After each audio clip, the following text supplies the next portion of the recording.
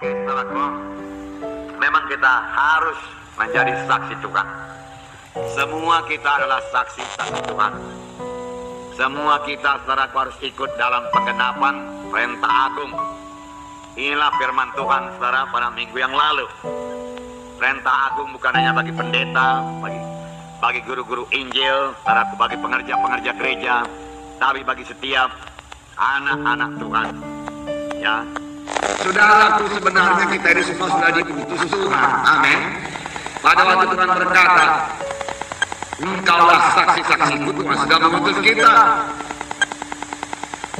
Pada waktu Tuhan berkata, segala kuasa di surga dan di bumi ada padaku. Sebab itu pergilah, Tuhan sudah mengutus kita untuk pergi. Marilah bergerak. Saudaraku, nikmatilah penginjilan. Nikmatilah melihat jiwa-jiwa selamat. Nikmatilah melihat jiwa-jiwa berubah. Nikmatilah melihat jiwa-jiwa sembuh. Saudara berkata, saya tidak dapat mengadakan KKR, paling tidak saudara bisa meletakkan tangan seorang sakit dan orang itu sembuh. Amin, saudara. Setelah kita ada orang percaya, saya percaya semua kita berani meletakkan tangan seorang sakit lalu orang itu sembuh. Kita harus bertindak meletakkan tangan. Kita harus bertindak meletakkan tangan. Nah, seorang sakit. Kita harus berani mengusir setan penyakit dalam nama Yesus. Setan pembunuh kita usirkan dalam nama Yesus. Nah, kalau kita sudah berani dalam mengusirkan setan dalam nama Yesus, meletakkan tangan orang sakit, lalu orang yang sembuh, orang apabila kita tidak berani terhadap mengabarkan Injil, bicara tentang Yesus, marilah beraku, bicara beraku. Terlebih pada akhir zaman ini, di mana setan sudah banyak bicara, di mana setan pertama-tama merusak hidup. Setan sudah meningkatkan kegiatannya. Saya katakanlah kepada saudara, kita tidak membunuh setan, tapi ini membuat kita bergerak lebih cepat lagi. Amin, saudara. Saudaraku, banyak dosa-dosa yang sekarang ini saya dengar. Pada waktu saya pemuda belum pernah saya dengar, nggak ngerti itu saya. Tetapi sekarang sudah jadi, saudara. Saudara, Petrus berkhotbah pada hari Pentakosta.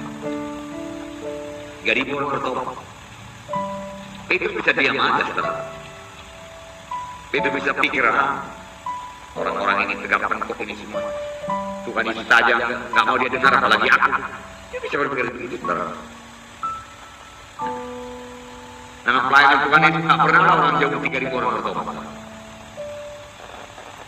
Petrus telah bertobat.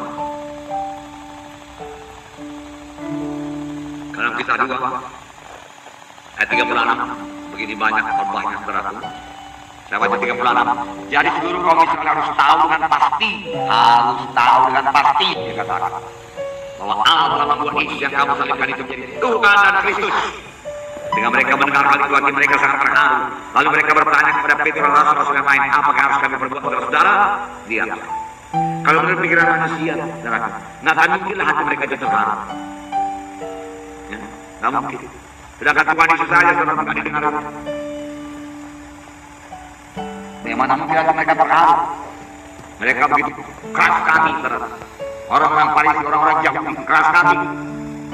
Saya firman Tuhan berkata, ketika mereka mendengar hal itu, hati mereka sangat terharu. Roh Kudus sudah bekerja di luar daripada pikiran kita. Kita pikir mudah-mudahan nggak mungkin lah orang Islam. Kayak gini jahatnya ini.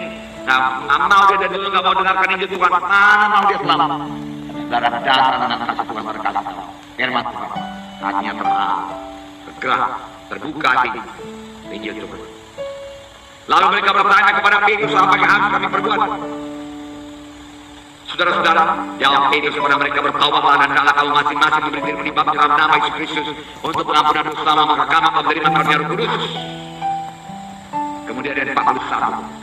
Orang-orang yang menerima perkataannya itu memberi diri dibaptis, dan pada hari itu jumlah mereka bertambah kira-kira 3.000 jiwa.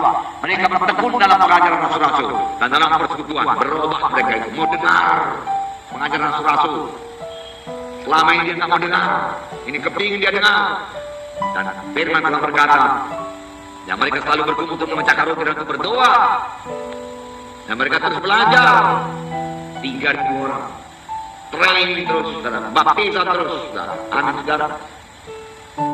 Satu perkara baru bagi mereka, baru bagi Petrus. tapi semalam pimpinan Roh Kudus.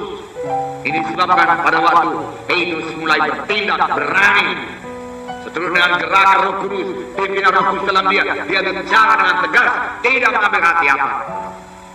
Filipus bersaksi kepada sida-sida, saudara, dan sida-sida berdoa, sida-sida pulang dengan sukacita, dan Roh Kudus sangat bersukacita mengangkat Filipus.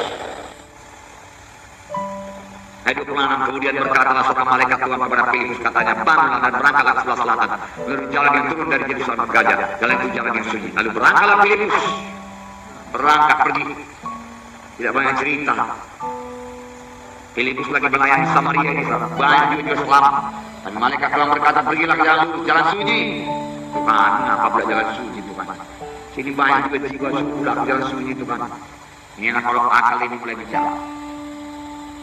Lalu Filipus sudah belajar patuh. Anak saudara, patuh. Tuhan berkata, pergi-pergi. Lalu berangkatlah dia. Dia buang-buang waktu. Kemudian seorang, lalu kata Roh kepada Filipus, pergilah ke situ dan dekatilah kereta itu. Filipus segera sudah mendengar, saya sudah membaca kitab Nabi Yesaya. Maka kata Filipus, mengertikah Tuhan apa yang Tuhan baca itu? Jawabnya, bagaimana aku dapat mengerti kalau tidak ada pembimbing aku? Bagaimana aku dapat mengerti kalau tidak ada pembimbing aku? Bagaimana aku percaya kalau tidak ada yang memberitakan kepadaku? Bagaimana aku berseru kepada Tuhan kalau aku tidak percaya? Kecuali Filipus berangkat. Ini tertulis dalam Alkitab. Anak saudara, tentu saudara juga tahu ini tertulis saudara.